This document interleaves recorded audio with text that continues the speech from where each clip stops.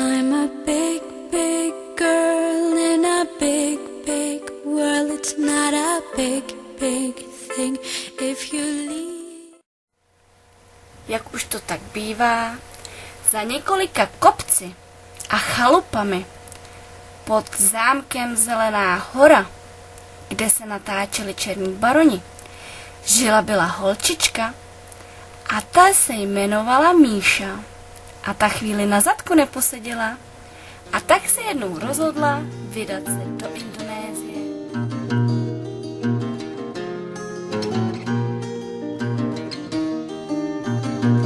Tak jako jazyk stále naráží na vylomený zub, tak se vracím k svýmu nádraží, abych šel zas dál.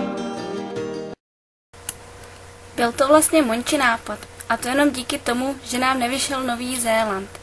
Ale taky dobrý nápad. Takže, mami, letím do Indonésie. Maminka však nezdílela moje nadšení. Vlastně ani babička s dědou. Vyskakovali tak trošku jako čertíci na pružince.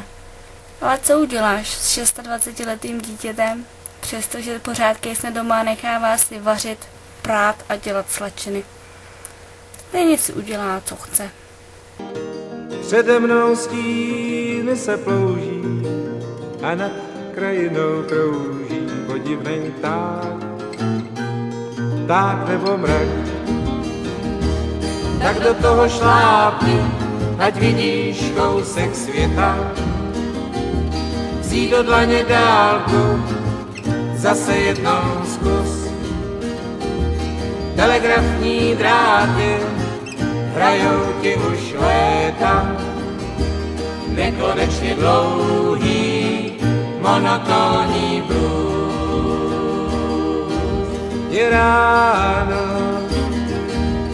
ráno, nohama stíráš rosu na kolejích. Selamat malam. Nama saya Misha. Saya datang dari Ceko dengan pesawat. Saya suka Indonesia, saya suka orang di Indonesia dan makanan. Saya tinggal di sini 7 minggu.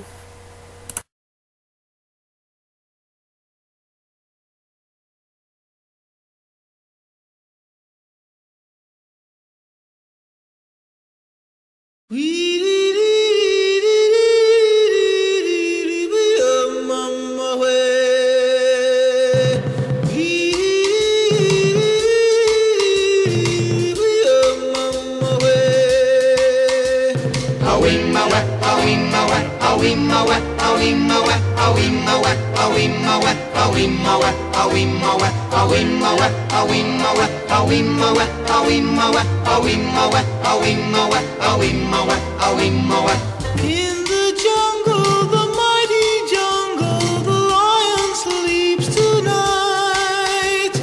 In the jungle, the quiet jungle, the lion sleeps tonight.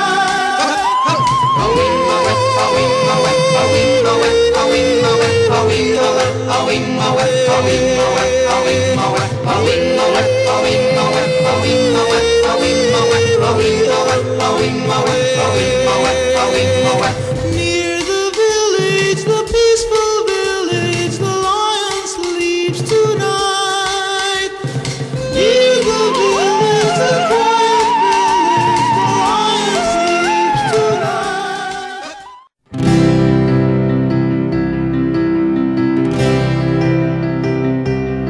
Mám ploché nohy po tetě a fantazii po svém strýci. Už dlouho šlapu po světě a nevím, co mám o něm říci. Kdysi jsem sníval o Nilu a pak se plavil po Vltavě. Já věřil spoustě omylů a dodnes nemám jasno v hlavě. Nemám jasno v hlavě. Ani k stáru, ani k stáru, ani k stáru. Nemám o životě páru, nemám páru. Třeba, že jsem dosti sečtělý. Až mi tváře zcela zblednou, dal bych si ho ještě jednou. třeba s vámi chcete-li.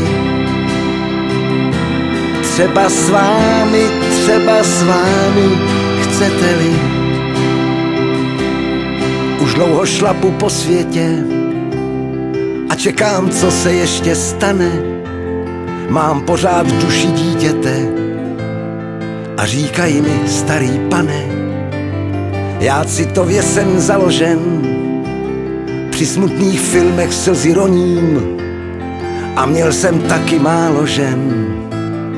Teď už to asi nedohoním, už to nedohoním. Ani k stáru, nemám o životě páru, nemám páru. Třeba, že jsem dosti sečtělý, až mi tváře zcela zblednou, dal bych si ho ještě jednou, třeba s vámi chcete-li. Girl, look at that body. Girl, look at that body. Girl, look at that body. I work out. Girl, look at that body. Girl, look at that body. Girl, look at that body. I work out when I walk in the spot. This is what I see. Everybody stops and is staring at me. I got passion in my pants and I ain't afraid to show it. I'm sexy and I know it.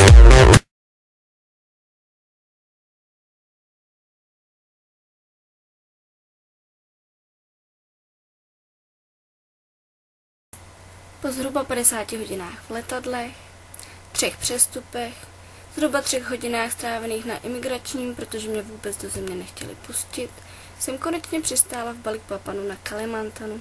Tam už mě čekala Monča, naší Prabhu International School. Na Kalimantanu najdete nejstarší deštné lesy, bohužel si je ve velkém vypalují a tak ztrácejí domov orangutani a další zvířata a druhy rostlin.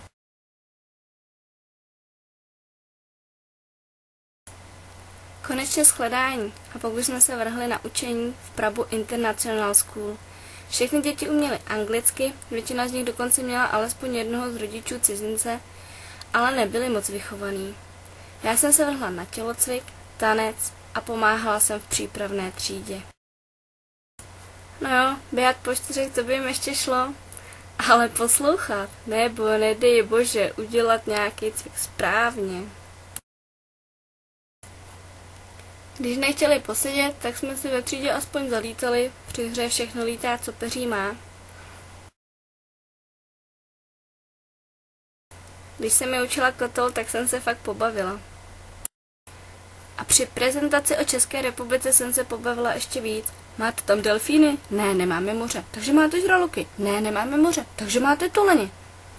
Jay nám dala zábavné lekce indonéštiny, které nám pak pomohly usmlouvat cenu na trzích, ve Varuncích a tak dále. Tohle je místní Varun, tam se dalo najíst. Nevypadá moc vábně, co? Selamat siang. Punya makanan?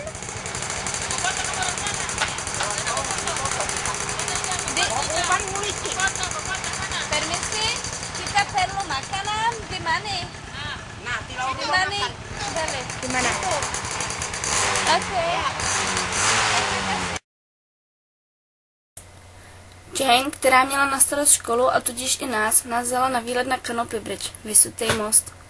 Cesta džunglí, nebezpečná, asi tak 200 metrů. Potom pár schodů nahoru a kousek mostu. Nic moc, ale pro ně velký dobrodružů. Dorazila za námi taky Verča, kterou jsem viděla poprvé, ale jak vidíte, zkamarádili jsme se docela rychle. Indonézané jsou extrémně přátelští a mít nás za kamarády pro ně byla vlastně podsta.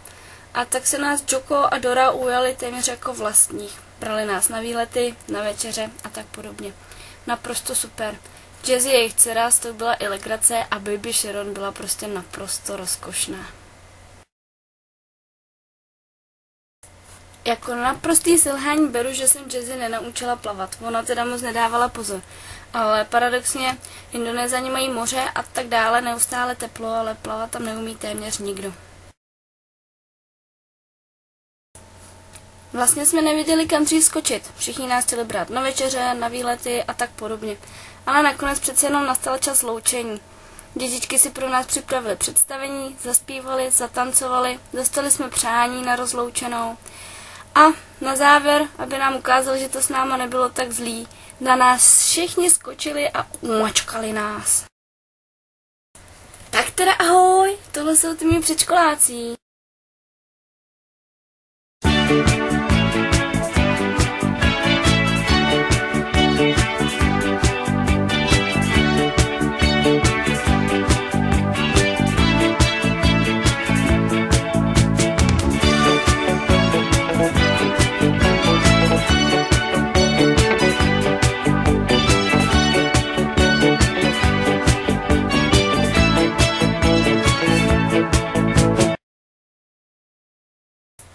Na sever od Balikpapanu leží město Berau. Tam jsme se vydali za verčenou kamarádkou Hančou, která tam pracuje pro želví nadaci.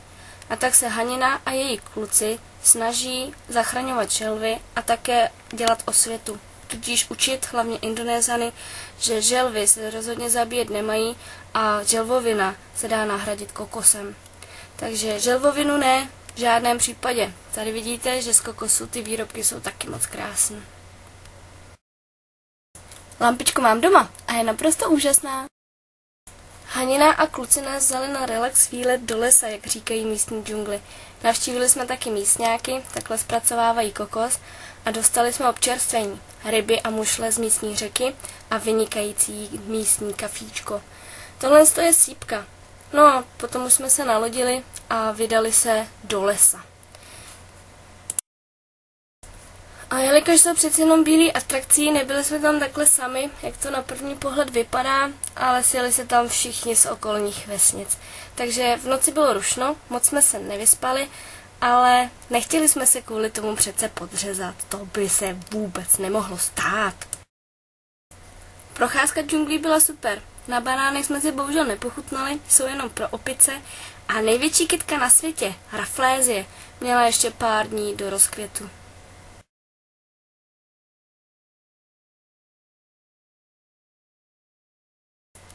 Ráj na zemi. Nikdy bych nevěřila, že se na tak krásné místo někdy podívám. Průzračný moře, bílej písek, plaveš se tam se želvama a probudit se na pláži při východu slunce, to prostě nemělo chybu. Akorát se tam válíš mezi odpadkama, to by ještě Indonézané měli dohnat. Ale jinak to bylo prostě nepopsatelně nádherný. No prostě bájo, pohodová dovolená. Spoustu přátel, mušlí a zvířátek. Nejlíp se fakt spalo na pláži, to bylo naprosto úžasný. Sice jsme si zaplatili nocleh i v nádherných domečcích na kůlech, ale jelikož mi tam uplavaly plavky, tak na to nespomínám úplně nejradši. Tam jsme bydleli v tom červeným. No a taky jsme se dostali k pivu. No teda Bintang bych úplně pivem nenazývala, ale aspoň plzeňského typu. A tady už se honíme za mantama. Den předtím jsem se bála, říkala jsem, já k ním asi do vody nevlezu, ale sotva se ozvalo, hele, tamhle je manta, rychle do vody. Tak jsem se ani nadechnout nestihla a už jsem tam byla. Neskutečný zážitek. A tady už jsme v jezeře, kde meduzy ztrácí svoji žahavou schopnost. Nejdřív jsem se jim vyhýbala, ale jelikož byly úplně všude, šla lochtivost stranou a za chvíli už jsem s nima hrála i ping-pong. No a takhle na nás taky úplně všude vystrkovaly hlavičky, ty želvičky, takový ty obrovský želvičky všeho druhu, takhle si tam jako plavali, chodili pod ně, sem tam se nadechli. A jsou to moc zvědavý stvoření, takže občas k tobě připlavali fakt blizoučko, skoro sáhnout by si na ně mohl.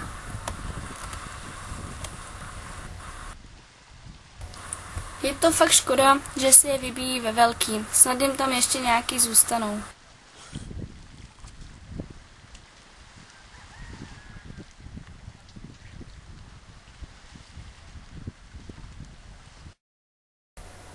Bavilo nás to natolik, až jsme se tam málem rozpustili.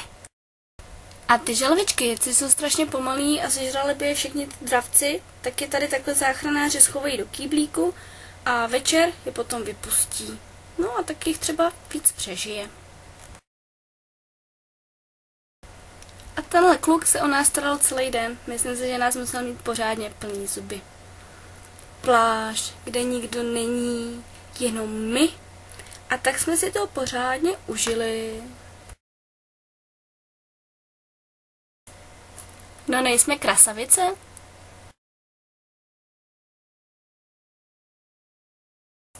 Na Maratuje jsme se vydali na okružní jízdu kolem ostrova na motorkách. Byli jsme fakt hustý. Přidal se i Joan, náš nový kamarád z Francie, a ví, ta si to dala pěšky. Když jsme odmítli zaplatit vysokou cenu za oběd a pán nás potom následoval s puškou, trochu jsme se báli o život. Zapálil dokonce oheň pro ty naše těla, mysleli jsme si, ale naštěstí se pravděpodobně jenom uklidňoval prací.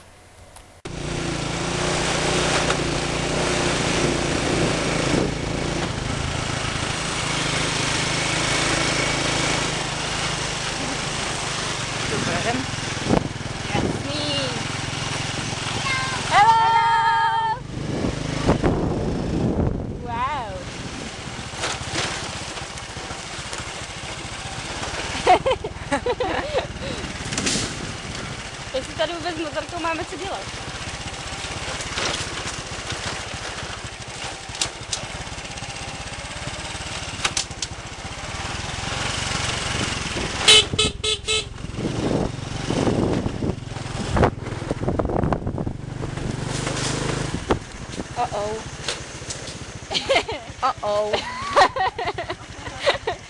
Tak mám trošku dojem, že jsme dojeli na konec cesty. tady jsme skončili.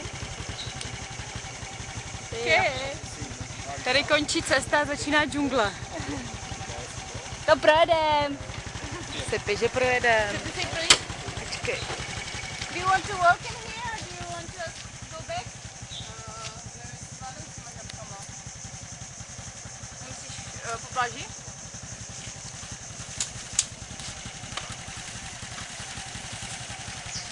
Like it looks there's a path. Trkyselý moře. Drsňačka. Drsňák. No teď zrovna nevypadá. Škoda, že to moře je nádherně tyrkysový, jenom to není vidět. Až to vypni a natoč pořádný video až půjde vesnicí.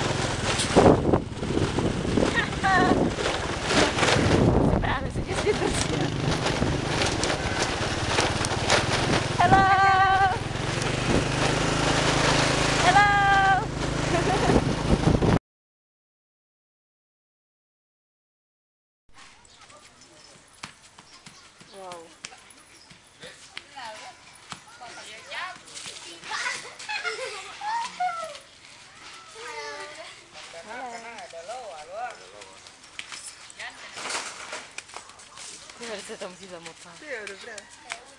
To šikovná. Vrátili jsme se do dětských let. Kuličky! Hádejte, kdo vyhrál. Evropan to určitě nebyl.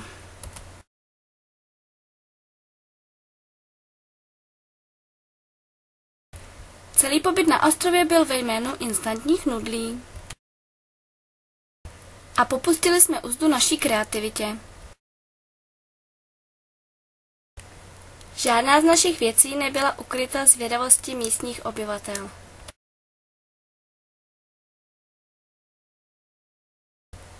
No a mě ta zábava natolik zmohla, že jsem z toho usnula. Poslední jízda speedboatem a jede se dál.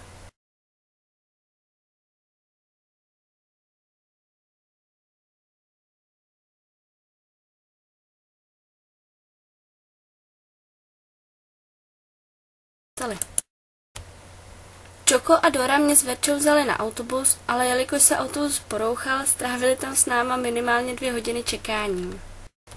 Díky tomu jsme přijeli pozdě na svatbu, tady se totiž začíná už v 5 ráno. Svatba trvá 3 dny a nevěsta i ženich se převlíkají minimálně do 3 šatů. Tradicí také je, že je rodiče krmí. Ženich i nevěsta jsou mladí, 22 a 20 let. Ale to je v Indonésii naprosto běžný, to my jsme byli za exoty, že jsme ještě svobodní holky. Byli jsme tady zase docela středem pozornosti, fotili se s náma skoro víc než s nevěstou a ženichem a nakonec nám nevěsta poděkovala, že pro ní byla podsta, že nás na svatbě mohla mít. A zahráli jsme si také na učitelky při hodině anglické konverzace. Studenti nás pozvali na výlet na horu Meratus, kde se měli účastnit slavnosti jako poděkování bohům za letošní úrodu. Na hoře Meratus žijí původní obyvatelé, Dajaci. Ty se snaží zachovávat starý způsob života a tradice. Mají šamana, vaří na otevřeném ohni, míjí se v řece a veškerá hygiena probíhá v řece. Avšak i zde již zasáhla technika, takže každý má televizi, jezdí na motorce a jí instantní nudle, popřípadě instantní kávu. Takhle k nim jezdí obchod. Tady můžou nakoupit vše, co potřebují. Nad vesnicí se nepřetržitě vznáší opar. Kouř z vypalovaných lesů.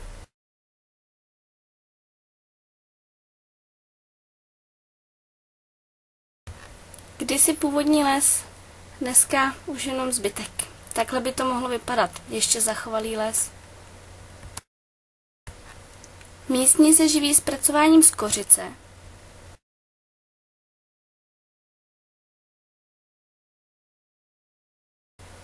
A taky gumou z gumovníku. Tady vidíte typický gumovník, oni ho nařežou a guma potom sama vytéká do připravených kokosových nádob. Místní kluci taky rádi hrajou fotbal. Do vesnice jsme zapali až večer, až po tmě a mohla jsem se potrat smíchy, když ty holky hysterčily, omdlévaly, funěly, hekaly a nemohly se ani nadechnout. Naše mladší bratři alias Adikové se o nás výtečně starali. Ráno byla snídaně na podlaze, to samé oběd i večeře a vždycky dávali dobře pozor, kde jsme. A tyhle děti čekají každé ráno před školou, jestli se zrovna dneska ukáže učitel.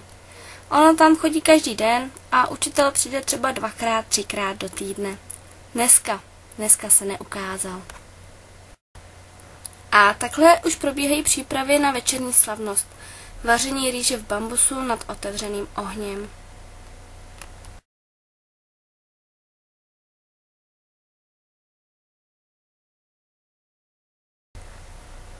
Sárung, oblečení pro místní ženy. A jelikož i Dajaci chtějí do vesnice turisty, poprosili nás, jestli bychom jim v sárunku nezapouzovali jako místní pracující ženy.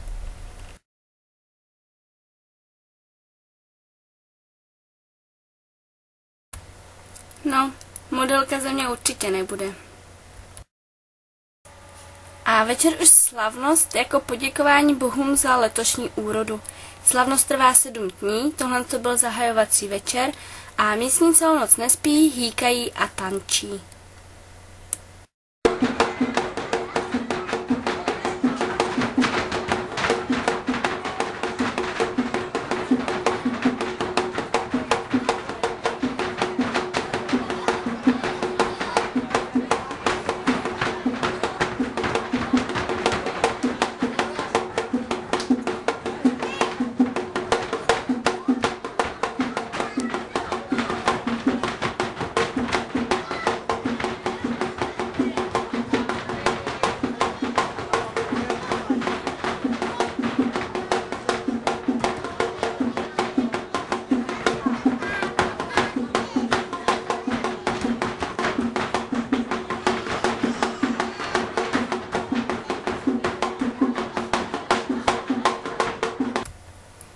Menší město, horší nemocnice.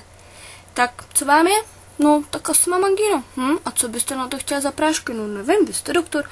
Aha, a co tak jako běžně berete? Tak, nakonec jsem nějaký teda antibiotika vydala, no.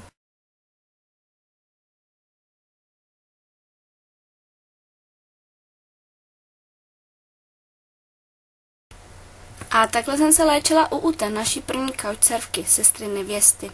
Ta nás vzala na tradiční banjarmanský floating market. Ve 4 vstávačka, v 5 na lodění se.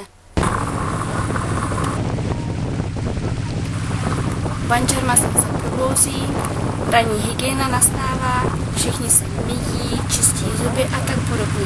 Kde jinde, než v řece.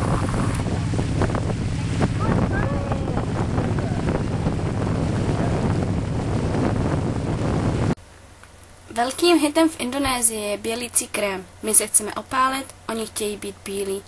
Občas ten krém ale zanechává dost nepříjemné následky na pleti.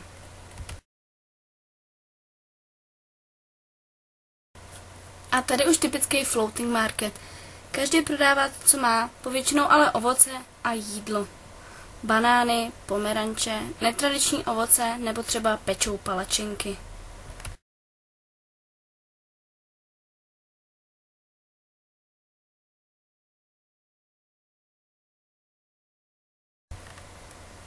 Když jsme se konečně obě vyangínovali, vydali jsme se konečně na nějaký ten trek. Obyčejný odvoz tam, ale Loxádo už je pak plný netradičních dopravních prostředků. A tak jedu bomby.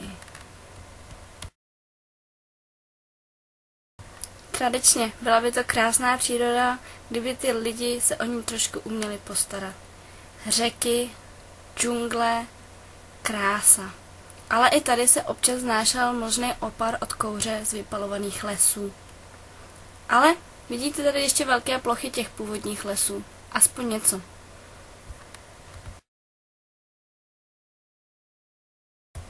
Po první noci v hamace, kdy nás stromy bombardovali ovocem a byla to jedna rána za druhou, samozřejmě jsme byli posraný až za ušima, jsme slibovali, že už budeme spát jenom v hotelu. K tomu samozřejmě nedošlo. A tak jsme se dál přes den procházeli přes všechny ty vysuté mosty, sem a tam a sem, no a v noci si pověsili tu hamaku mezi stromy a vyspali se v džungli.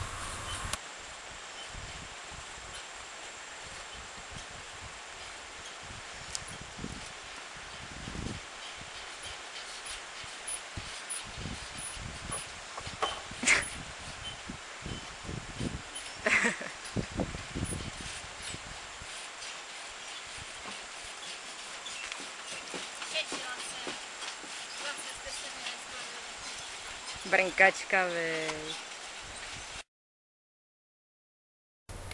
Kromě toho, to byl taky jeden vodopád vedle druhýho. Jeden byl parádně schovaný a průvodce nám dělali zhruba tak 8letý kluci. Cigára v ruce si vůbec nevšímejte, tam přece děti nekouří. A přišly i opičky.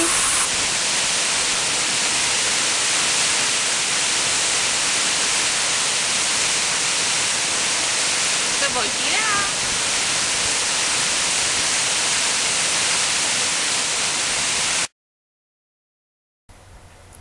Jelikož jsme uměli perfektně indonésky, požádali jsme místňáky, aby nám upletli náramek.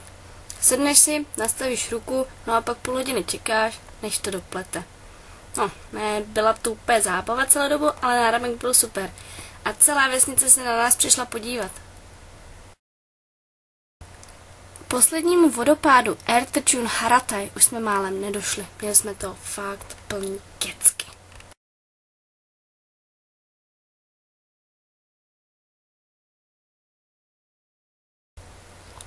A vrátili jsme se za Ute do Banjarmasinu. Navštívili jsme šamana. No, šamana. Sedíš u něj v předsíni, on hulí, SMS-kuje, do toho se jeho 2 kámoši smějou každý tvý otázce. Budoucnost, tu budeš mít bike, dobrou. Hlavně, že mi začaroval vodu a já už budu na pořád zdravá. Teda fyzicky, o hlavě nic neříkal. Papá Ute, papá Kalimantané, letíme na Jávu. Na Jávě už ty původní deštní pralesy dávno vypálily. takže je to takový suší místo, spoustu sopek, my jsme si jich spoustu naplánovali, nakonec byly jenom na jednej, ale tak už to bývá. Nic si neplánuj, stejně bude všechno jinak. Tady jsme bydleli v Bogoru, Monči se tam moc nelíbilo. A tady jsme taky objevili český sklo v Indonésii. Slavný jsme prostě všude. A ve Šmoulílandu, tam jsem byla prostě jako doma. Skoro jsme navštívili slavnou bogorskou botanickou zahradu. Za plotem se to taky počítá, ne? Ujali se nás Joanna, Diane a Igor, moderátoři místního rádia. A Diane poprvé v životě viděla leváka a byla z toho celá hin. U Joanny jsme přespali, nechali nějaký věci, že takhle si normálně chodíme v Indonésii do města. A pak jsme se vydali na tu naši jedinou sopku. Teda nejdřív do Cibodas za Muhlisem a Riem, což byl neskutečný zážitek. Všechno jsme probírali 8krát. Tam máš 2 cesty nahoru na sopku a my jsme o nich diskutovali 2 hodiny. Naprosto zbytečně. Věta let's see the options se ozývala asi tak 80krát za den a my jsme na Muhlise začali být pěkně alergický. Tady nastupovali, něco nacvičovali místní skautíci, tak jsme jim zamávali a šli se podívat do Cibodaské botanické zahrady. Tam už jsme se teda podívali i dovnitř. Bylo to krásný. Večer se Monča luxusně nakoupila. Neměla peníze, ale aby jí nebyla zima, potřebovala kalhoty a mikinu. Tak si je vybrala, odešla s nima výlet na sopku a druhý den, když jsme se vrátili, zaplatila, až když vybrala z bankomatu. To se ti může stát fakt jenom v Indonésii. Přespali jsme na outdoorové základně, luxusní záležitost, a ráno v 6 jsme se zbalili, nakoupili snídani a vydali se směr Gunung Gede. Vzhledem k tomu, že nás kluci na výlet sami pozvali, mysleli jsme si, že jsou to velký outdooráci, ale trošku jsme se pletli. Muhli si dokonce naložil na záda celý stan a pak to vůbec nemohl unést. Ale jeho mínus, nenechal si vysvětlit, že stan si máme rozdělit. A tak jsme na kluky všude čekali a čekali a čekali. Kamu lihat, 1, 2, 3. 2, pomalu si. 3. On není vidět, ale je tam.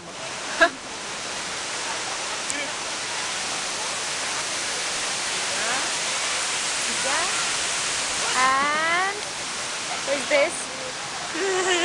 What was it, Kula? What was the name? Do I look pretty today? Puspa. Say Chantik. Chantik Puspa. Sedím na kolejích, které nikam nevedou. Koukám na kopretinu, jak miluje se s lebedou. Mraky vzali slunce zase pod svou ochranu. A jen ty nejdeš, holko zlatá, kdy pak já tě dostanu. Z ráje, my vyhraní z ráje, kde není už místa, prej něco se chystá. Z ráje, nablízkaných plesů, jdem zpátky do lesu, za nějaký čas. Vlak nám včera ujel ze stanice do nebe. Na na na na na na na. Málo si se snažil, málo šel si do sebe. Šel si vlastní cestou a to se dneska nenosí. I pes, který chce přízeň napřed svýho pána poprosí. Z ráje, my vyhraní z ráje, kde není už místa, prej něco se chystá. Z ráje, nablízkaných plesů, jdem zpátky do lesu, za nějaký čas.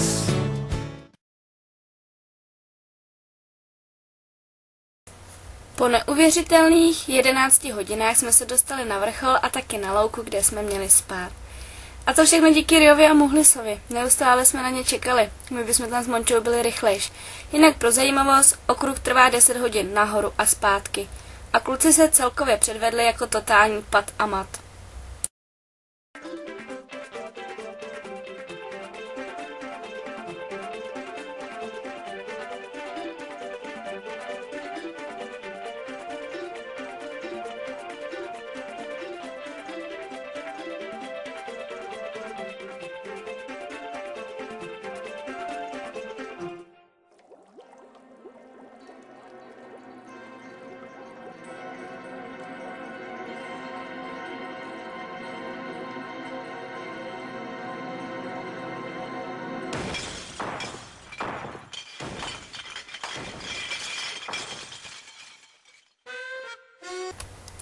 Takhle nějak totiž dopadl i ten náš stan, potom co ho stavěli ty dva Kutilové. A jak vařili vodu, o tom radši nebudu ani vyprávět. Klasická pohodička, když zase čekáme na kluky. Opět se někde couraj. A tady jsme stihli dokonce lázeň v horkých pramenech. A to včetně občerstvení.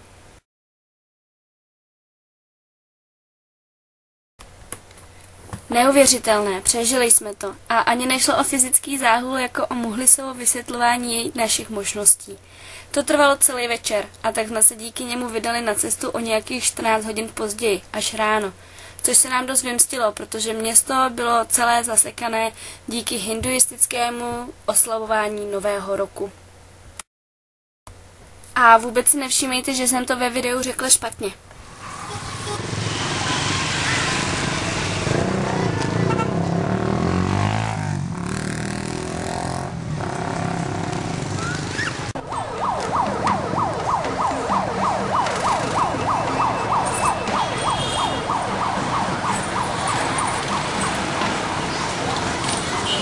Muslimský nový rok.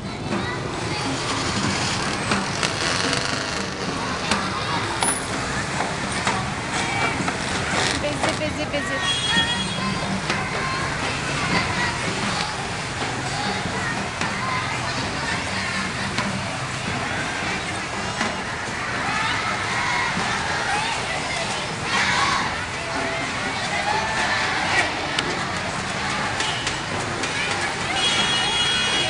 Princezny, jasně.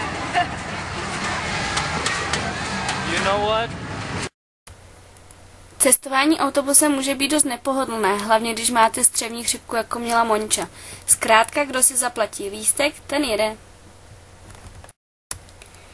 Tady nám konečně začala opravdová dovolená. První noc jsme spali na pláži, ale celou noc propršelo, takže ráno, když jsme hledali místo na ubytování, měli jsme písek až za ušima. Strašně jsem se divila, proč nás paní nejdřív posílá do sprchy a pak až s náma chce dál komunikovat. Hned první den jsme se vydali na výlet do Zeleného kaňonu s dalšíma Evropanama. Tady jsme si zaskákali a potom jsme víc než 2 hodiny plavali po proudu řeky dolů. Dindin, náš průvodce, nám ukázal nejenom bezvadný skočky, ale taky jeskyně a další zajímavý místa. Byla to pohoda, ale taky adrenalin. Na některé skočky si musela vyšplhat po kmenech stromů, respektive po kořenech, na jiný zase po lanovým žebříku. No a to všechno bylo spojené s jízdou na skútru, při který jsme se s Mončou fakt nasmáli, protože občas to bylo kousek od toho, aby jsme skončili někde ve vodě.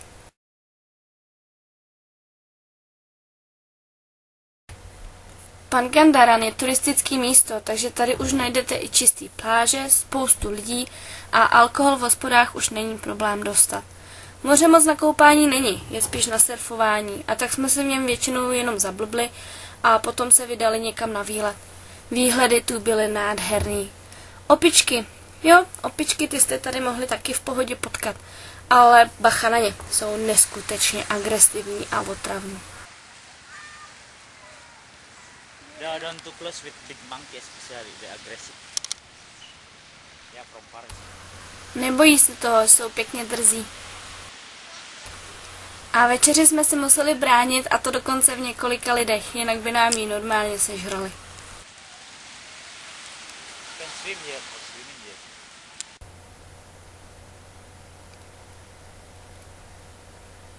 Hlídka, jestli náhodou něco neupadne. A taky nám bylo ctí potkat tady krásného varana.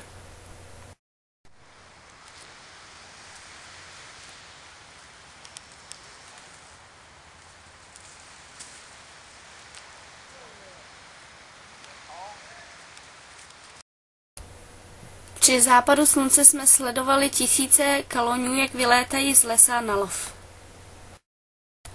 A Monča si nebyla jistá, jestli se do těchto šatů vejde její maminka, tak jsme to museli vyzkoušet. Tady už vidíte rybářskou vesnici, do které jsme se taky podívali. A odměnou nám byly čerstvě nachytaní kraby. Ty jsme si nechali hned uvařit a tak jsme měli vynikající večeři.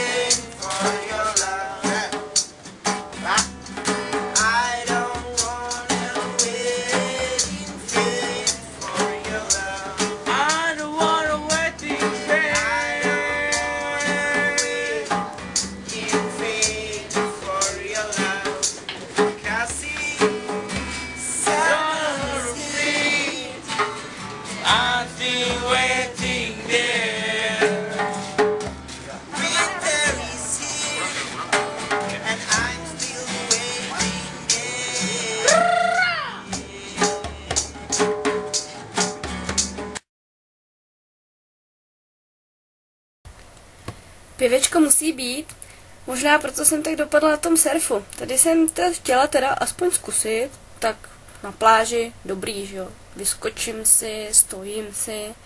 No jo, jenže jsem zapomněla, že moje ramena houby vydrží. Takže jsem si poprvé hrábla do vlny, prohrábla jsem ji na prázdno, v rameni mi křuplo, no a pak už jsem vypadala takhle.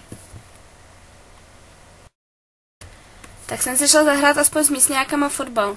Vydrželi celých 15 minut. Postupně se ti ztrácí hráči ze hřiště, až seš tam ve třech a je po fotbale. Indonéská loutka neboli golek je velice známá. Udělaná ze dřeva, potom oblečená do luxusních šatů a nejznámější pohádkou je Ramayana a Sita. Král Ráma a jeho manželka Sita. Sita je unesená, Ráma nejdříve pošle opičího krále, aby ji zachránil, tomu se to nepodaří a tak se sám Ráma vydá svoji manželku zachránit. A jelikož je to pohádka, samozřejmě končí dobře. Pán tady vyrábí loutky sám a jeho manželka šije šaty. Jedna loutka jim trvá zhruba 3 týdny.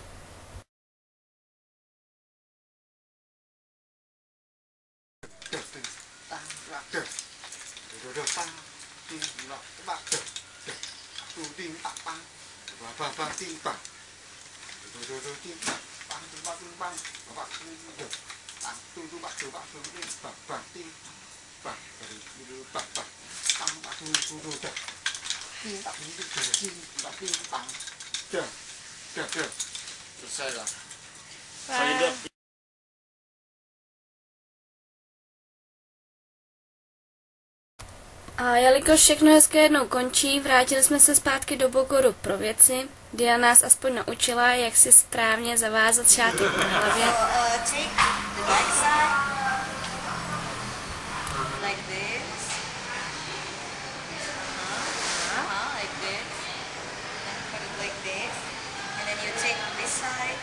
The long side. Long side, long inside, yes. And just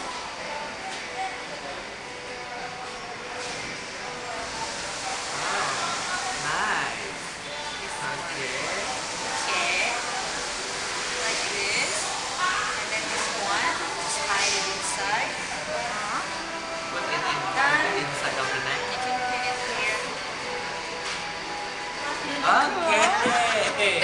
say? Yeah, but your hair. It's okay. This is your first time. Tohle to už je taková malá továrna na loutky. Tady pracuje víc lidí, loutky jim trvají kratší dobu a vyrábí je taky ve větším množství. Nechali nás si nabarvit hlavičky, aspoň. Bavilo nás to a vůbec nás od toho nemohli dostat. A chlubili se, že je taky navštívil český prezident, tenkrát ještě Václav Klaus s manželkou. And the second from here, man or woman. You know that? Yeah. Rama is a man and Sinta is a woman. When you are interested for the puppet, next you bring to your country, you put it together. Loutky jsou moc krásný, pán bohužel žádnou neprodal, možná byl zklamaný. Monča si je potom koupila na trhu a odvezla rodičům, ale byla to krásná podívaná.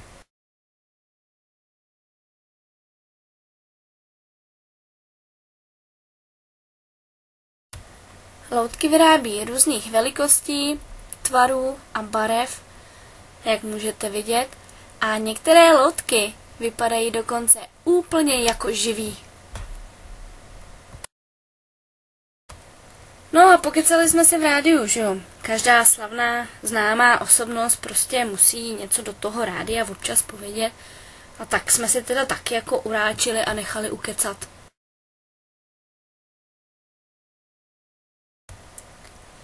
A Igor je prostě trochu magor. Listen to me. Nesnáším gay. Suplek! Jeme to suplek! Jeme to suplek! What is that? Rat. No, it means I like you. Mam kerada. Mam kerada. Mam kerada. Mam kerada. Mam kerada?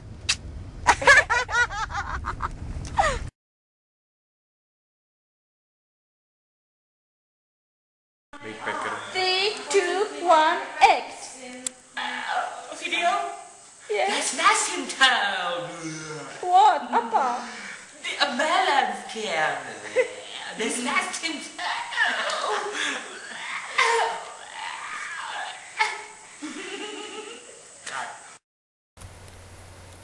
Naprosto úžasní lidi, kteří se o nás postarali a strašně moc toho pro nás udělali. A tuhle je největší slaďouš na celém výletě. Brášku jsem poprosila, aby mi něco zahrál na klavír. Tak ano, hrdě souhlasil.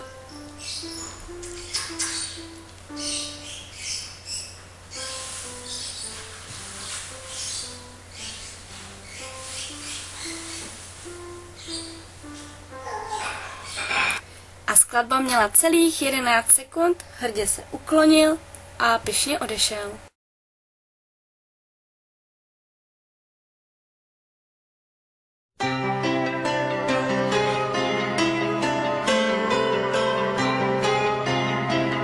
Neboj se, to neskončí, já se s ničím neloučím, jsem rád, že s tebou jsem.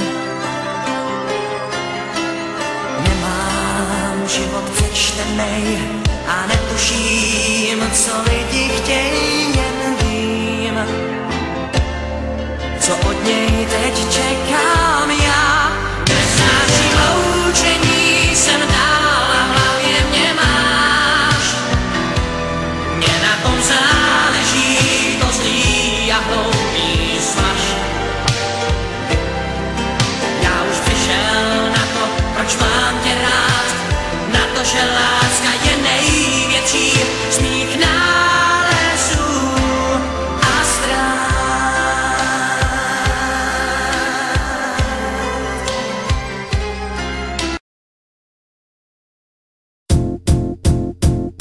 It might seem crazy what I'm about to say. Sunshine, she's here, you can take a break. I'm a hot air balloon that could go to space. With the air, like I don't care, baby, by the way. Because I'm happy. Clap along.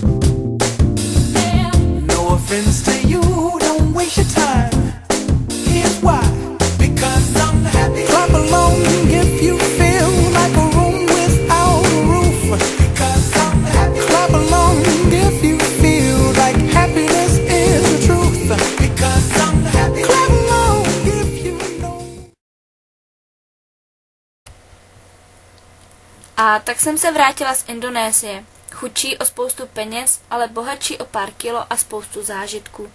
Bylo to super, nechtělo se mi domů. To teda ani mým sandálům, který mi utekly, a plavkám, co mi uplavaly. Radši zůstali v Indonésii na pořád, než aby se mnou vraceli do Čech. Ale show must go on. Bágl plný suvenýrů, nechť mi je vzpomínkou. A zase někdy příště, znova. Kdo ví, co vymyslí ta moje hlava. Třeba si na Kalimantanu nevypálí všechny lesy a na Deravanu nepobijou všechny želvy. Třeba se tu naučí používat odpadkové koše a v Boguru postaví metro. Ale snad se to tu nezmění moc. Varungy na ulici, kde můžeš sedět, jak dlouho chceš, a kde potkáš opravdovou indonéskou familii, mají kouzlo. Snad nikdo nesklame důvěru Indonézanů. Vždyť kde jinde cizinci pijou a jí a pak sami vyjmenujou, co měli, nebo odejdou bez placení a zaplatí zítra nebo příště.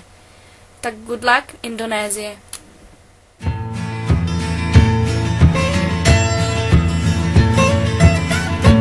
Někde v dálce cesty končí, každá prý však cíl svůj skrývá. Někde v dálce každá má svůj cíl, ať je pár mil dlouhá, anebo 1000 mil.